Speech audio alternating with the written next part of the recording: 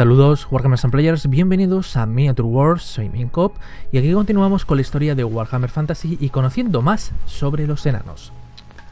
Por lo que pasamos ahora a conocer la llamada como la Era del Desagravio. A su regreso a Karak de las batallas de Kislev, el gran rey Alriksson sintió su edad y la pesada carga de su gobierno. Pero sobre todo sintió el coste de la guerra, porque muchos enanos habían muerto luchando contra las fuerzas del caos, incluidos sus propios hijos. El gran rey no escapó ileso de la refriega, pues, sentado sobre su trono de poder, se había adentrado en el fragor de la batalla y matado a muchos enemigos a costa de acumular heridas graves que no mostraban ningún signo de curación. Pese a ello, el gran rey se había mantenido estoico y erguido, sin permitir que le hiciera mella. La decisión de ayudar al imperio había sido fácil, e incluso de haber sabido de antemano cuál iba a ser el coste de aquella batalla, habría honrado el juramento de sus antepasados y había marchado en ayuda de los herederos de Sigmar. A pesar de su regreso victorioso, la mente del gran rey Alriksson estaba inquieta. Las otras fortalezas no habían respondido a la llamada a las armas con tantos guerreros como él habría esperado. El reino eterno se le antojaba dividido por algo más que la distancia y los enemigos. Cada fortaleza estaba preocupada por sus propios problemas y sospechaba que algunos de sus primos reales sufrían el mal del oro, una enfermedad que, si no se controla, acaba en el aislamiento y la locura, ya que los avaros se mueren de hambre únicamente preocupados por atesorar ese metal. Por otra parte, el gran rey sabía que se estaba muriendo lentamente de sus heridas y que ya no tenía un heredero.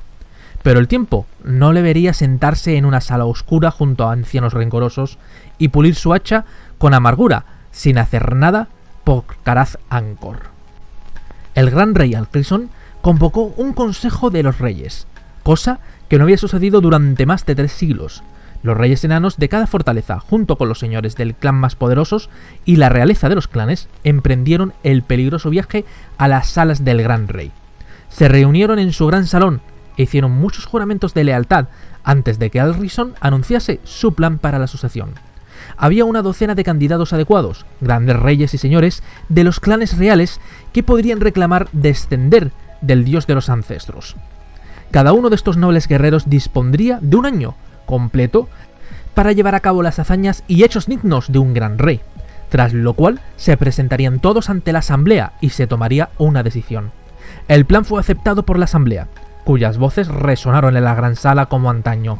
El nombramiento de un sucesor aprobado por un consejo de ancianos era, y sigue siendo, una tradición entre enanos, y para ello, seguir la tradición es algo muy gratificante, que siempre es recibido con entusiasmo. Además, esta empresa era aún mejor, pues proponía una petición de hazañas, un protocolo que no era desconocido, pues muchas sagas clásicas hablan de los reyes de la antigüedad y de las grandes hazañas que les habían hecho alcanzar el trono.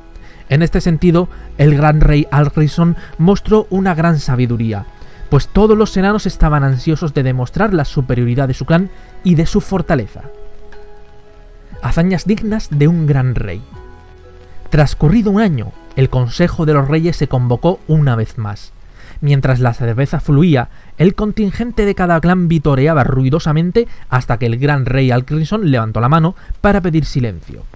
Las palabras exactas fueron dichas, y escritos los agravios por 3 de los candidatos que no estaban presentes. 2 de ellos habían muerto en el curso de un año, y el tercero había desaparecido, presumiblemente muerto. Concluidas las formalidades, la gran sala se llenó nuevamente de voces, cánticos y comentarios groseros acerca de los fallos de los diferentes clanes. Cada reclamante subió al estrado ante el trono del gran rey y se volvió hacia la multitud allí congregada. Después de que los ecos de sus partidarios se calmaron, obsequiaron a los asistentes con un relato de sus hazañas. La mayoría de ellos fueron bien recibidas. Quizás los aplausos más fuertes fueron para un Grimpuño de hierro, que traía la cabeza del gigante que había matado, transportada por una veintena de enanos, para que todos pudieran admirar su tamaño.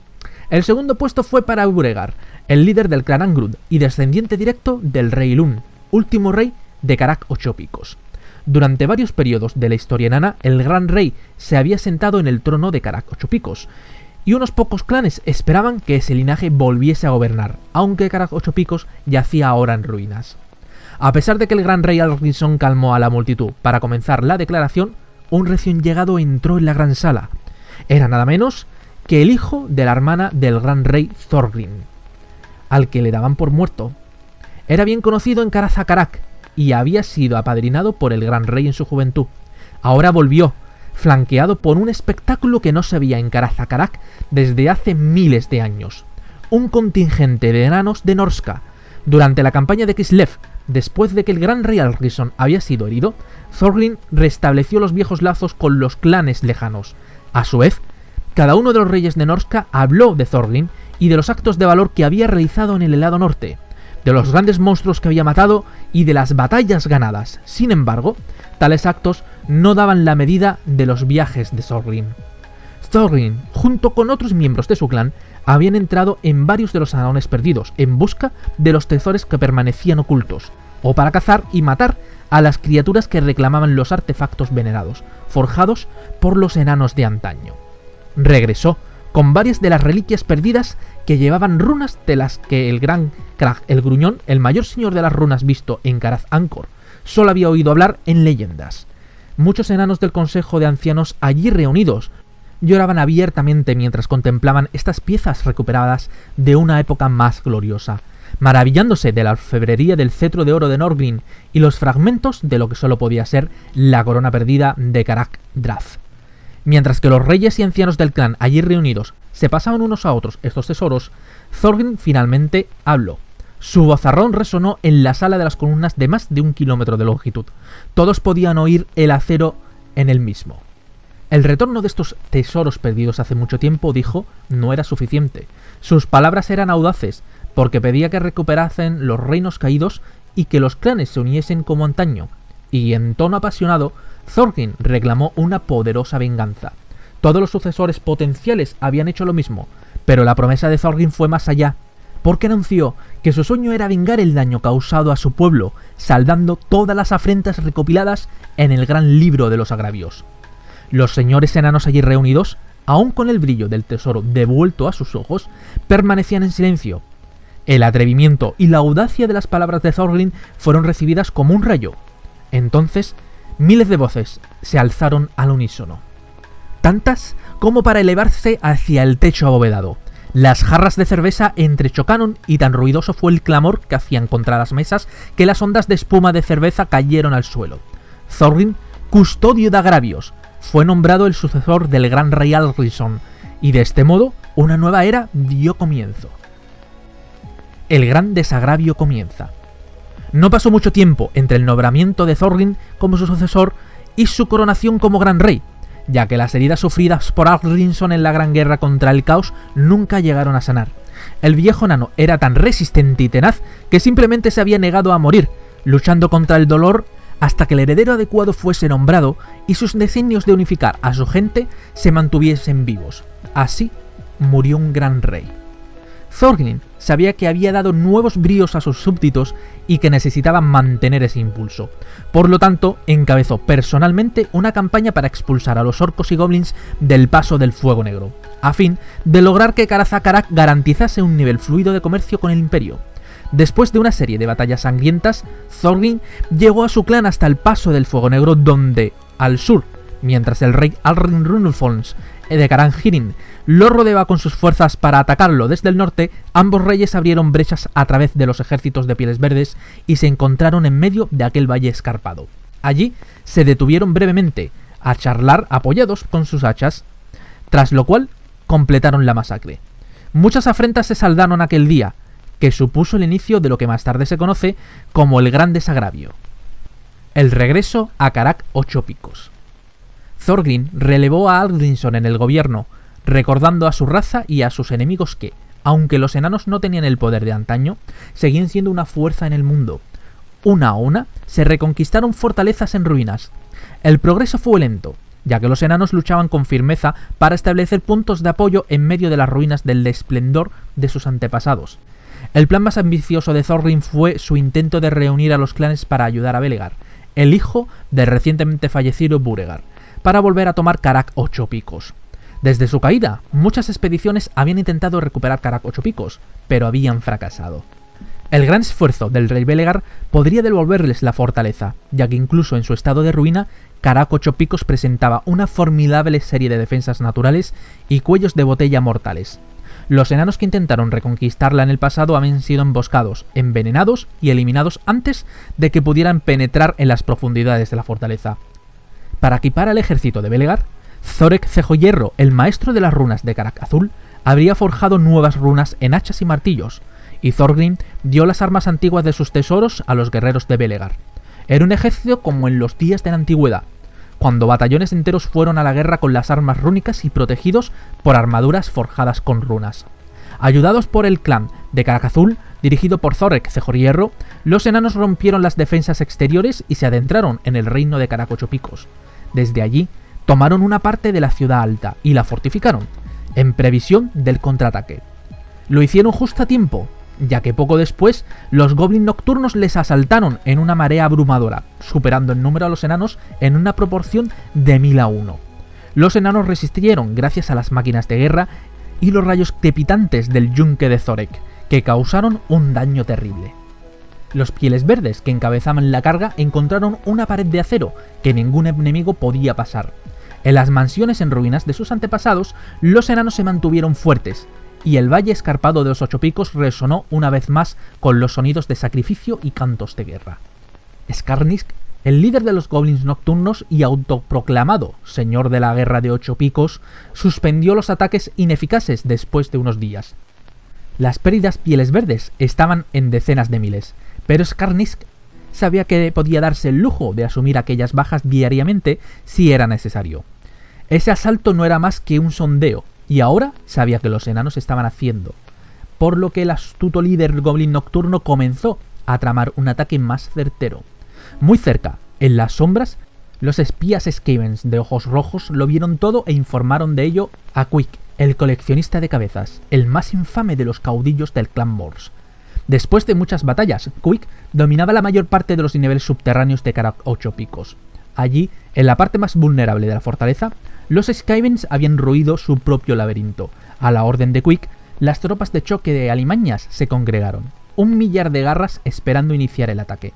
Pronto, aniquilarían a los goblins nocturnos y a los odiados barbudos en un solo ataque. Y ese ha sido el destino de Karak Ocho Picos durante décadas. Belegar y sus enanos han soportado complots, alianzas, emboscadas, superarmas e incontables trampas mortales. 3 veces han sido rescatados por las fuerzas de relevo que rompieron el cerco de los enemigos para llevar refuerzos muy necesarios. El último ejército dirigido por el propio Thorgrim. Belegar ha hecho un juramento para recuperar Karak Ocho Picos y, centímetro a centímetro, a costa de su sangre, los enanos han ampliado su territorio. Los ingenieros fortifican cada nueva franja conquistada a la espera de los inevitables contraataques. Así que la batalla prosigue en un estado de permanente asedio. Batalla del Barranco Pierna Rota. Siempre dispuesto para la batalla, Ungrim Puño Hierro partió en busca de Snarrak Piñofeo, el líder orco cuyo ejército ya había eludido antes a Thorgrim Custodio de Agravios. En 3 ocasiones, el clan de Ungrim derrotó el ejército de Pieles Verdes, pero los orcos lograron escapar en cada ocasión, en parte debido a la ferocidad del contingente de ogros mercenarios de Snarrak. Poco después de la tercera batalla, Snarrak tuvo un enfrentamiento con el capitán ogro, una bestia temible llamada Golfag. Tras unirse a los enanos, Golfag y sus ogros entregaron el brazo de Snarrak como prueba de su nueva lealtad. Ungrim aceptó la oferta de los ogros y eliminaron juntos a los Pieles Verdes restantes. Todo habría ido bien si Golfag, un ogro codicioso, no hubiese traicionado al rey matador. Antes de partir hacia los pastos más verdes, los ogros mercenarios saquearon el tren de provisiones enano, robándoles toda la cerveza. A pesar de que le llevó 5 años, Ungrim finalmente pudo vengarse. Mientras se dirigía al este, Golfag y sus ogros cruzaron las montañas del fin del mundo por el Paso del Pico, una ruta que pasaba a la sombra de Karak Kadrin. Cuando se hallaban en el paso estrecho, encontraron su camino bloqueado por el rey matador a la cabeza de un centenar de parientes enojados. Al ver que había más ogros que matadores enanos, Golfag rió, pero sus carcajadas se enmudecieron en su garganta cuando vio la ruina roja desatada por Ungrim y sus tropas con crestas. Con su ejército masacrado, Golfag fue arrojado a un calabozo para que se pudriese hasta el fin de sus días. Zudbar liberado. El asalto de los Goblins de Zudbar no era de extrañar, aunque se trata de un episodio inusual en algunos aspectos. La mayoría eran jinetes de lobo o vagabundos nómadas del este y estaban desorganizados incluso para su propio estilo anárquico. Los enanos de Zudbar fueron imperturbables. Comúnmente se dice que los clanes de Zudbar tienen mucho más aplomo que la mayoría de los enanos, en alusión a la gran cantidad de ingenieros y capitanes de artillería que se encuentran en esa fortaleza, así como en su enfoque imperturbable. Sabiendo que el asedio finalmente cedería, se contentaban con permanecer dentro de sus fortificaciones para que su nueva máquina de guerra a vapor hiciera prácticas de tiro. Sin darse cuenta de que la situación estaba controlada, los clanes de Karaz-Akarak y Karaz-Kadrin marcharon para ayudar a sus primos, con Thorgrim custodio de agravios y un Grim puño de hierro al frente de ellos. La amenaza Goblin se eliminó rápidamente, pero apenas abrieron los barriles de celebración, apareció una figura encapuchada que interrumpió el brindis de victoria del Gran Rey. Era nada menos que Jofes Bugman, un montaraz solitario que vagaba por la espesura desde la destrucción de su cervecería fortaleza. Bugman reveló que los goblins eran invasores accidentales que venían huyendo de otro ejército procedente del este. Varias tribus de ogros se habían unido bajo el mandato del ogro déspota Brawl, Martillo Tocho, y venían en camino. Por el camino que seguían, los indicios visibles para el rastreador astuto y una punzada intuitiva en la rodilla, Bugman sabía que los ogros se dirigían a la asamblea. Después de esta intervención, el montaraz bebió un trago de cerveza antes de escupirlo y lanzar una diatriba acerca de aquel brebaje inapropiado. No pasó mucho tiempo antes de que los enanos se pusieran en camino. Los clanes de Karaz-Akarak y Karaz-Kadrin y Zudbar siguieron a Bugman por los senderos poco conocidos de las montañas. Gracias al atajo, los enanos alcanzaron al ejército ogro justo cuando trataba de vadear el río Aver. Grandes filas de pesados cuernopétreos estaban en medio de la corriente, cuando un ejército imperial de Null llegó a la otra orilla para unirse a la refriega. La mayor concentración de artillería vista en el viejo mundo abrió fuego y los ogros, que sobrevivieron a la tormenta de balas de cañón, fueron eliminados por las fuerzas de Thorgrim custodio de agravios. A pesar de que desapareció después de la batalla, Bugman dejó un poco de su cerveza legendaria para la fiesta de celebración. Todos los enanos admitieron que la de Bugman era superior a todas las que habían probado. A la sombra de Ganashizar. Siendo embajadora de los altos elfos ante el gran rey Thorgrim, Aliazra, la futura reina eterna de Ulthuan, había sido capturada. El vampiro Manfred von Karstein había tendido una emboscada a su escolta con un poderoso ejército de no muertos ante las puertas de Karaz-Akarak. A Thorgrim le preocupaba poco el destino de cualquier elfo, pero en este caso el honor le exigía emprender alguna acción. El clan de Thorgrim siguió a Manfred hasta Nagashizar, y al llegar comprobaron que los altos elfos ya habían enviado su propio ejército, una fuerza dirigida por el renombrado príncipe Tyrion. Los altos elfos habían logrado rescatar a Aliazra de la ciudad en ruinas, pero Manfred había desatado un contraataque con una enorme hueste de no muertos. A una orden brusca de Thorgrim, los guerreros sombríos de Karaz-Akarak se unieron a la refriega y al final, el acero enano logró cambiar el rumbo de la situación.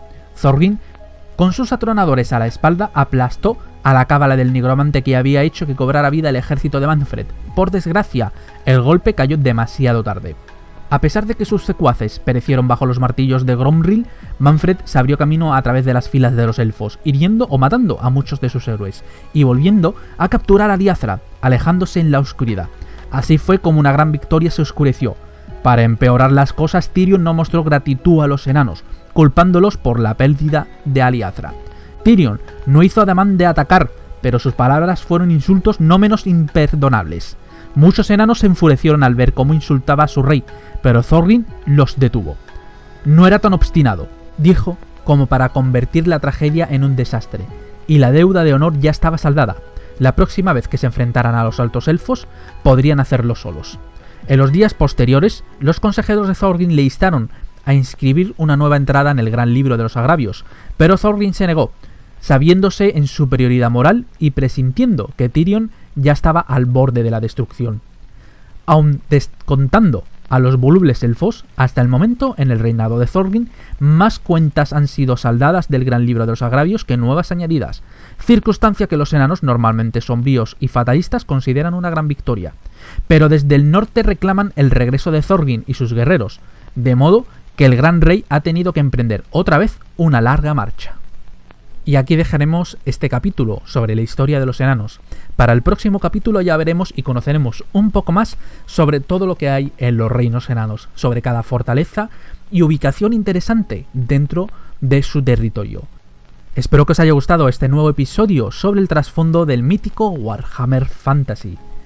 Espero que disfrutéis igualmente el próximo capítulo y recordad suscribiros si aún no lo estáis para así no perderos ninguno. Y también además podéis seguirnos a través de las redes sociales, estamos en Twitter, Instagram y Facebook. Muchas gracias por oírme y hasta la próxima.